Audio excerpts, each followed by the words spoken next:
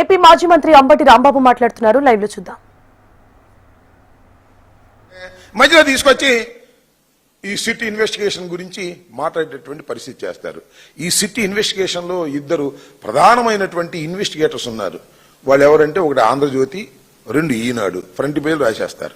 ఏయో దొరికాయి, ఏదో గందరగోళం అయిపోయింది, కీలకమైన ఆధారాలు దొరికాయి, డబ్బులు దొరికాయి, గాడిద గుడ్డు దొరికాయి, ఇవన్నీ కథలు రాస్తారు. ఈ కథల ప్రకారం వాళ్ళు ఛార్జ్షీట్ పడేస్తారంటే ఛార్జ్షీట్ పడే విధానంలో ఈ కథలు ఏమి ఉండలేదు. ఒక లోపభూయిష్టమైనటువంటి కేసుగా తయారైంది. ఇది అద్భుతమైన ఒక కల్పిత కథ అని చెప్పడానికి నేను ప్రత్యేకంగా చెప్పవలసిన అవసరం లేదు.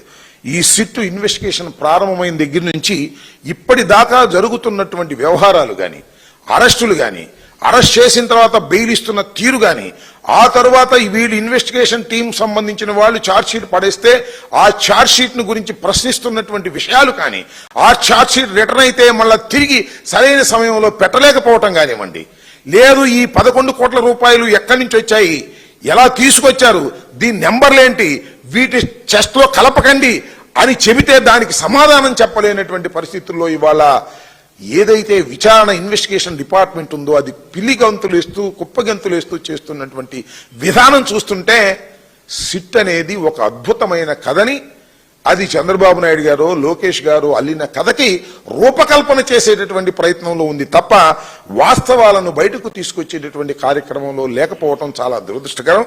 దీన్ని చూపించి బెదిరించి ఏదో ఒక విధంగా వైఎస్ఆర్ కాంగ్రెస్ పార్టీని, జగన్మోహన్ రెడ్డి గారిని, పత్రికల్ని లేదా మరొకరిని బెదిరించి నొక్కేయాలనేటువంటి తాపత్రయంతో ఇవాళ చంద్రబాబు నాయుడు గారి ప్రభుత్వం పనిచేయటం చాలా దురదృష్టకరమని కూడా ఈ సందర్భంగా చెబుతూ ఉన్నా.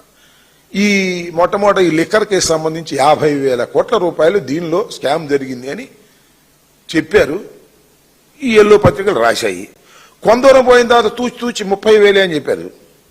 అది పోయిన తర్వాత 18,000 కోట్లని రాశారు. వీళ్లే రాసిన వాళ్ళందరూ వీళ్లే, కొత్త వాళ్ళు ఏం కాదు, సేమ్ పత్రికలే. 18,000 కోట్లు అన్నారు. ఆ తర్వాత తూచి 3,000 కోట్లు అన్నారు. ఇప్పుడేమో 2,000 పైచిలకు అంటున్నారు. సీజ్ చేసినేమో 11 కోట్లు అంటున్నారు. అది కూడా సీజ్ చేసింది వాళ్ళు పెట్టుకుని సీజ్ చేసినటువంటి సందర్భం. ఎందుకంటే మనీ రికవరీ ఎక్కడో లేదు కదా అని కోర్టులు అడుగుతున్నాయనేటువంటి ఉద్దేశంతో మనీ రికవర్ చేసినట్టుగా 11 కోట్ల రూపాయలు ఎక్కడెక్కడో తీసుకొచ్చి పెట్టి చేశారు. దానికి నిరూపణ లేకోకుండా ఈ విధంగా నానా హంగామా చేసేటటువంటి కార్యక్రమం చేస్తున్నారు. నేను ఈ సందర్భంగా చెప్పదలుచుకున్నది ఏంటంటే, ఈ ఇన్వెస్టిగేషన్ మీద లేదా ఈ లిక్కర్ కేసు మీద నేను స్వయంగా 3 ఎపిసోడ్లు చేసి నేను రిలీజ్ చేశాను వాట్సాప్లో, అలా యూట్యూబ్లో. ఆ లింక్ కూడా నేను నా ట్విట్టర్ అకౌంట్లో పెట్టేటటువంటి ప్రయత్నం చేస్తాను. దాంతోపాటు వైఎస్ఆర్ కాంగ్రెస్ పార్టీ రిలీజ్ చేసినటువంటి ఒక డాక్యుమెంట్ కూడా పెడతాను. దీన్ని మరొకసారి ప్రజలు, ఇంట్రెస్ట్ ఉన్న ప్రజానీకం తెలుసుకోవాలి, చూడాలి అని కూడా ఈ సందర్భంగా నేను మనవి చేస్తున్నాను. ఎందుకంటే ఒక అద్భుతమైన, ఒక అసత్యమైనటువంటి కథనాన్ని అల్లి జగన్మోహన్ రెడ్డి గారిని, వైఎస్ఆర్ కాంగ్రెస్ పార్టీని ఇరికించాలి, అందరినీ కేసుల్లో పెట్టాలి, అందరినీ జైల్లో పెట్టాలి, అందరినీ కేసుల్లో పెట్టి జైల్లో పెడితే భయపడిపోతారు, భయపడిపోతే మా ఇష్టం వచ్చినట్టుగా పరిపాలన చేసుకోవాలనేటువంటి ఒక నీచమైన రాజకీయ కుట్రతో ప్రారంభమైనటువంటి కేసే ఈ లిక్కర్ కేసు. అందువల్ల దాని గురించి మేము చాలా సందర్భాల్లో చెప్పాం. సూటిగా అనేక ప్రశ్నలు ఇన్వెస్టిగేషన్ టీంని అడిగాం, ఈ ప్రభుత్వాన్ని అడిగాం.